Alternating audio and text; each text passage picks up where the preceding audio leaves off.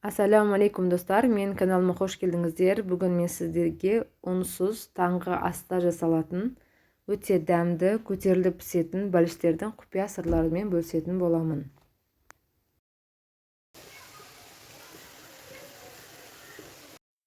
Ең алдымен бос ыдысқа 2 жұмыртқамызды салып, үстінен 2 ас қасығы шекерімізді салып аламыз да жақсылап араластырамыз.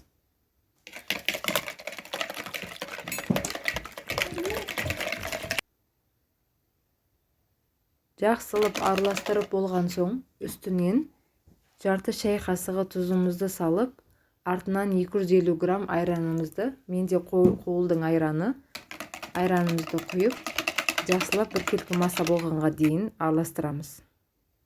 Сіздер қалаған айрандарыңызды құйсаңыздар болады. Енді үстінен 200 грамм жармамызды саламыз. Сосын оны жақсылап араластырамыз, біркелкі масаға дейін араластырып аламыз.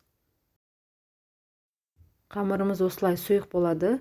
Енді бұл сұйық қамырымызды біраз қоюлаттыру үшін бетін осылай жауып 25-30 минутқа қойып қоямыз.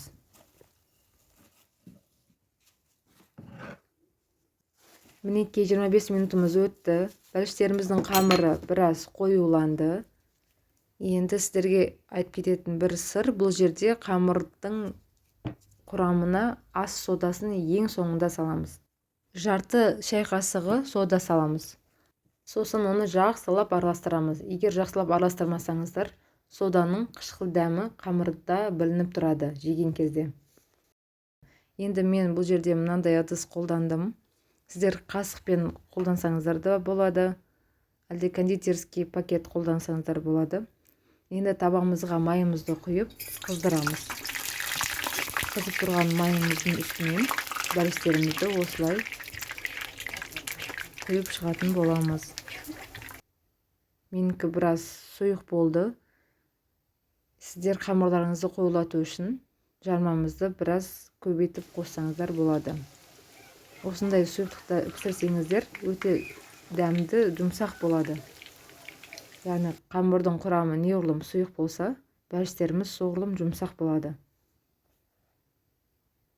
Келесі бетін аударып, осылай пісіріп аламыз.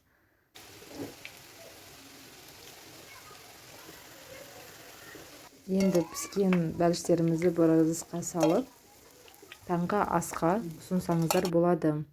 Мінекей біздің бәліштеріміз дайын. Отбасыларыңызға жасап, балдарыңызға жасап берсеңіздер болады. Балдар әсіресе өте ұнатып жейді. Қаймақпен, балмен ұсынсаңыздар болады.